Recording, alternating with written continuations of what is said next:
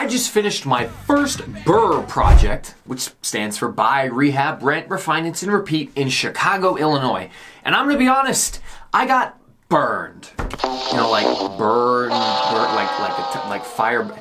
Never mind. Now in this video, I'm gonna completely break down the entire deal from start to finish and show you in gruesome detail every single mistake that I made. I'll show you where I was wrong, where I was right, and where every penny I spent went. What caused this deal to go so far off my original projection. But first, if you like this video and the blatant transparency with which I document all of my real estate investing endeavors, please leave a like, give me an F down in the chat to pay your respects to my dead BRRRR strategy dreams, and don't forget to subscribe to the channel or risk having your next appraisal come in 19% low. Don't put that karma on yourself, you've been warned. Now let's get started, and remember that this video is going to be a numbers intensive video. I'm a cop, so feel free to check my math. If I remember correctly, I got all C's in high school, except for maybe gym class. Now in June of this year, I released a video titled My 7th Rental Property. Oh man, don't I look happy and hopeful? Now in this video, I laid out the entire plan I had for this BRRRR strategy property. Now I made several predictions, and I'll put a link for that video in the description below if you want to compare for accuracy what I'm claiming my predictions were in this video. Now back in June, I closed on this property, which was a 2-bed, 1-bath brick house in Chicago, Illinois. It needed landscaping, flooring, ceiling work, a new kitchen, work in the bathroom, basement work, and a lot of painting. Now, it was a pretty extensive remodel, not an entire gut job, but definitely much more than just a facelift. Now, I was informed that repairs would probably cost around $10,000. Now, because I believe in preparing for the worst possible outcomes, I decided to allocate 50% more than the anticipated costs and set aside $15,000 just in case. Now, and thank God that I did, because my actual repair bill came in at a grand total of $12,487. So, less than my worst case scenario, but definitely more than discussed. Now, still a great value in my opinion, because if I'd had that level of work completed on this house that I live in currently, it would have cost me somewhere closer to $50,000. It's different in costs of labor in Seattle versus Chicago, I guess. So my ability to properly estimate repair costs, kind of a fail. Now for anyone out there who has done one of these projects before, you know that on top of repairs, there's several other costs that you have. You have holding costs, utilities, debt service of borrowed money, and technically if it takes you longer to complete than you anticipated, you have missed opportunity costs in the missed rent for the additional months it took you to finish the project. And if you add up all the money I spent on the water bill, the power bill, natural gas bill, and the interest-only payments that I made on the HELOC, which is how I funded the deal, you have to add another $2,155 out of my pocket towards the BRRRR project. Now last but not least, let's add in the purchase price of the property, which was $64,631 total cost at closing. Now you'll see that my total all-in amount for this entire project prior to me closing on my cash out refinance and renting the property was $79,273. Now, if you refer back to my original video, you'll see that I actually estimated a couple of $100s above this amount and just rounded up to $80K all in. So my ability to properly estimate the total all-in cost was a success. Great success. And probably my only one. Now that the property is all completed and ready for that tenant to move in, I need to confirm with an actual live paying tenant that the property will rent for my estimated amount or not. So in my previous video, I estimated that the property would rent for between $1,300 and $1,400 a month with a Section 8 tenant. Now the tenant I was able to get in there with a Section 8 voucher is actually paying $1,250 a month. So my ability to properly estimate rent in a new market, fail. Again, I know you might be detecting a pattern here. Now, initially when I got into this property, I estimated approximately 4 months worth of time to remodel the entire property and then get a tenant in at the beginning of month 5. Now, I was told that repairs would probably take 2 to 3 months, but I anticipated they would most likely take a little bit longer because of supply chain shortages and my own infamiliarity with contractors in that area. Now, from purchase date to the tenant moving in, I closed officially on the property May 7th of 2022 and took all the way until November to get that tenant placed. So it took an extra 6 weeks to actually get the tenant placed in the property. So my ability to complete the project in the time frame that I planned is again another fail. Now so far, everything that I've shared with you, everything that I got wrong, even though I was pretty close on a few things, these things wouldn't have hurt me at all. they would have been a rounding error on my cash-on-cash return if this was all that went wrong. I would be writing it off as a cost of doing business and a minor learning curve. Unfortunately, the next three things, the appraisal, interest rates, and cash back from the refinance, scorched me on this deal. So let's begin with a little bit of context. I chose the single worst time to attempt a BRRRR strategy project since the beginning of the Great Recession in 2007. I didn't know it was going to be the worst time, but that's how it's turned out. We've seen interest rates rise at a pace faster than any other time in the last 30 years. And it isn't just a little bit faster, it's blindingly fast. So even though at other times rates were raised higher, though we're still not done raising rates yet, it has not been done even close to this fast. One of the considerations I made was to say to myself after watching discussions held by the three amigos, Zuber and the Lumberjack had anticipated rates rising, but not rising this quickly, maybe not cresting 6% until 2023. Dion even thought rates might actually come down. So I figured that estimating an interest rate on my loan of 6.5% was extremely conservative and I'd likely fare better.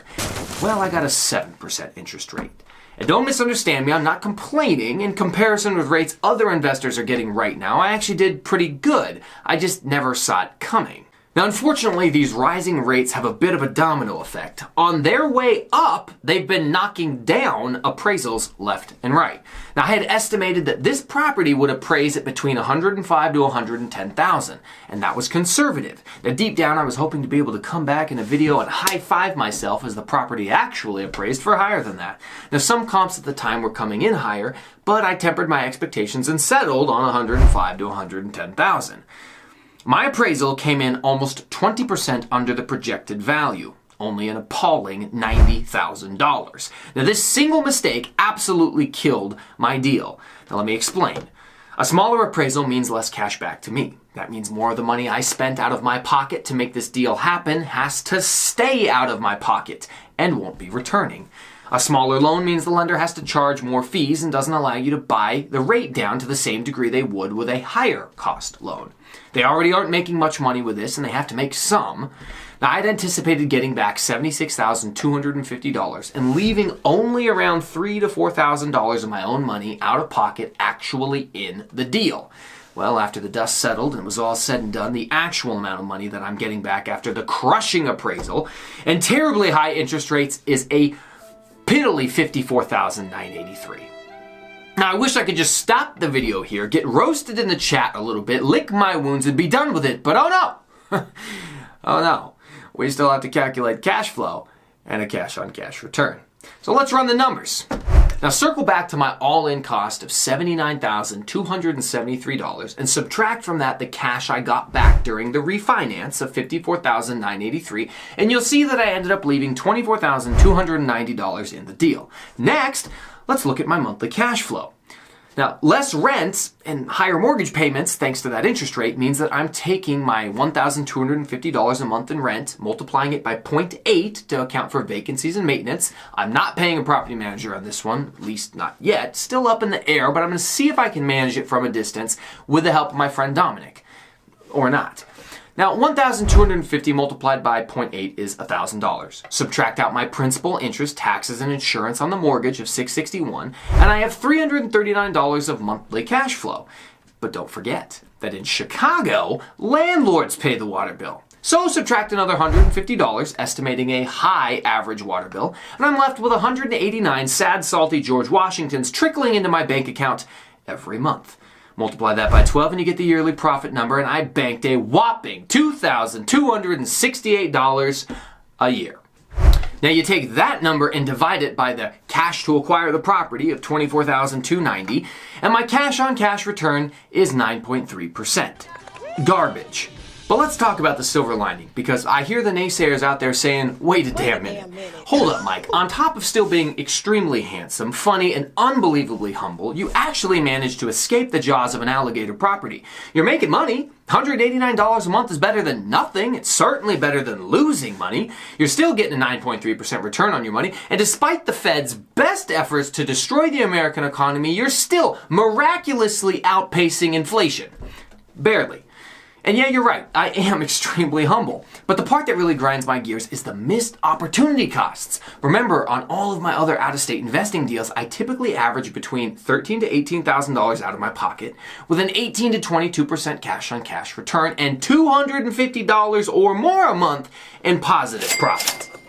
And that's with accounting for paying a property manager 10% of the gross rent. So this is nowhere near the home runs I expect for myself. And while some may call it a base hit, to me it seems like a freaking swing and a miss. Now I know it could be significantly worse, but nobody has higher standards for me than me. The biggest takeaway I have from this whole experience is that it really comes down to nailing the appraisal. This is the single most important element of the BRRRR strategy, in my opinion, that you have to get right. Now, if we enter a dream world real quick, play with the numbers, let's say I actually managed to get $105,000 on the appraisal, still leaving 33% down worth of equity in the project, and keeping the same closing costs of approximately $5,100, I would have gotten $64,200 back at the refi. That's about an extra $10,000 from what I did get back, meaning my out-of-pocket cost for the deal would have been a total of $15,000, falling in line with the average cash to acquire many of my other deals. Now my cash-on-cash return changes. I take the same yearly cash flow of $2,268 divided by $15,000, and I get a 15% cash-on-cash return. Now, of course, the interest rate being very high still plays a big role in my monthly cash flow, but the deal truly hinges on getting that appraisal as close to right before you do the project. And for me, I wasn't just off a little. I was off by 19%, and that's huge. Now, I completely understand why Michael Zuber says that he believes Jerome Powell will be the most hated man in America. I thank the Fed for breaking the housing market, creating boatloads worth of inflation, and then turbo-screwing my deal by jacking up the interest rates through the roof to fix their problem.